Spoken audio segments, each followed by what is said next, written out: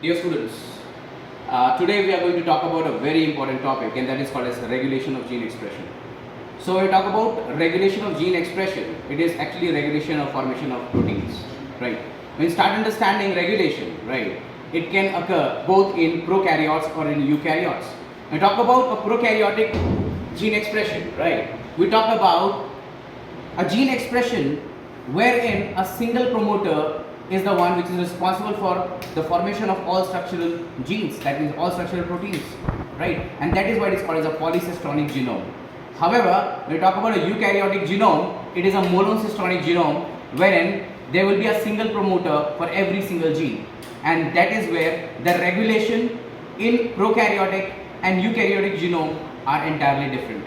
However, when it comes to class 12 level concept building, we are going to talk about the operon concept, which is a prokaryotic gene expression regulation.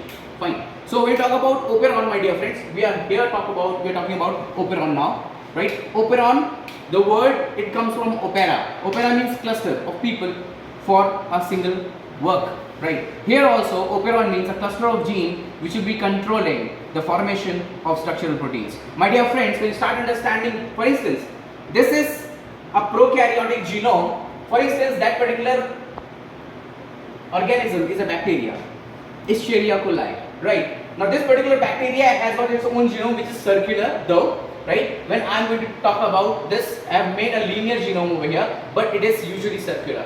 So when we talk about the operon concept, we are talking about gene expression now over here, right? Regulation of gene expression, right? The first gene over here is known as a promoter gene for inhibitor.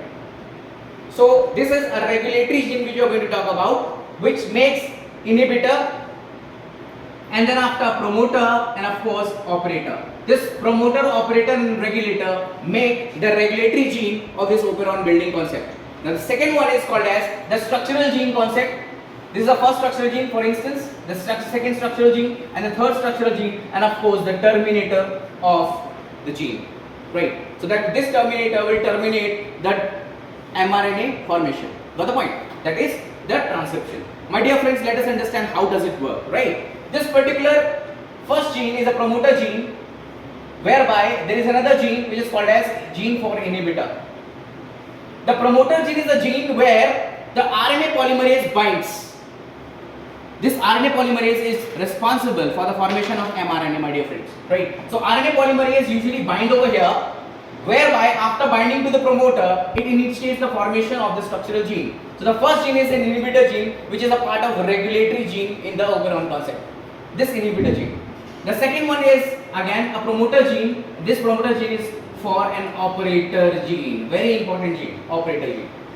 And now there are different structural genes. This first structural gene is a gene, right? This name of the gene is LAC-Z gene, which is responsible for the formation of beta-galactosidase.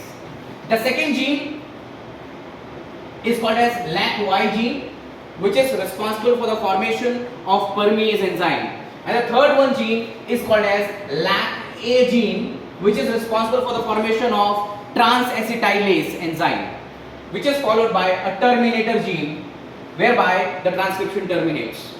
Got the point, people? Now let us begin with this particular concept.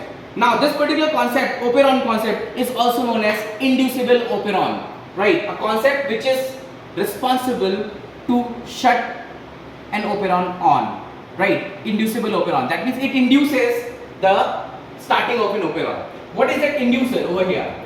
The inducer over here, my dear friend, is called as lactose.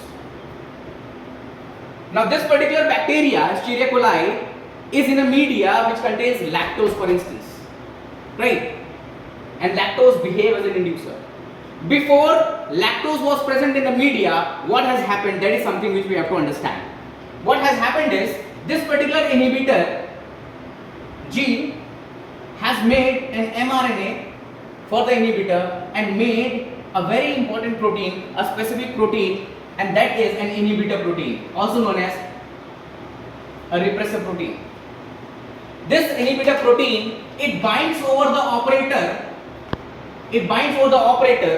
whereby it blocks the path of this particular mRNA that means the RNA polymerase, so that no further proteins can be made, no structural proteins can be made.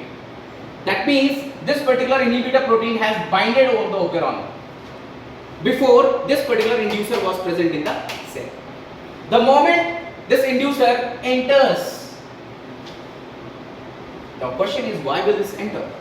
It will enter because there is very trace amount of permease present in the cell wall all the time, which will allow the movement of lactose inside the cell. A very trace amount of lactose initially enters into the cell. My dear friends, the catch here is a little bit of lactose, it converts into allolactose. Now this particular allolactose is an analog of lactose. Left over lactose are still there in the media. Now what happens here is, this allolactose is such an important compound which has got a great affinity towards this particular repressor protein, which is now binded with the operator. So rather than binding over the operator, it leaves the operator now and it binds over the allolactose, leaving the operator open. When this operator is open, what is happening here is, this RNA polymerase now is able to shift ahead, move ahead, whereby now there can be a formation of beta-galactosidase.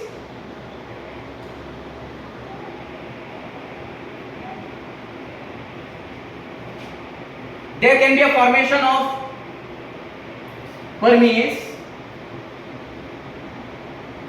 There can be a formation of transacetylase. The moment beta-galactosidase is made, this beta-galactosidase, it works over the lactose and finally converts into glucose and galactose. This particular permease, it migrates towards the membrane. Now it allows rest of the lactose entering the cell. And the function of this transacetylase, which has been made, is to make beta-galactosidase, because it is acting as a prosthetic part of beta-galactosidase, my dear friends. Got the point? So now, when this entire system occurs, wherein beta-galactosidase is made, this beta-galactosidase finally consumes the lactose. Now, the entire lactose is made, the entire lactose is being consumed now. The leftover lactose which is present, right, is just an allolactose, whereby allolactose finally converts into lactose, and now this repressor protein again binds over the operon and again it shuts down. Got the point? And this particular allolactose, this lactose now is being worked upon by beta-galactosidase and now finally converts it into glucose and galactose. So this is about an inducible operon, how the structural genes are made and how are they, processed. Now my dear friends, the most important function over here is the formation, actually the presence of allolactose, which is an inducer. And that is why this particular operon is called as an inducible operon, because in the presence of inducible, which is called as a positive regulation, it is called as positive regulation, right? However, there is another operon which is called as a tryptophan operon, which is a negative regulation, because in the presence of tryptophan, right, this particular operon, it shuts down, right? But it is not a part of classical curriculum. We'll be talking about in the next videos. Thank you very much.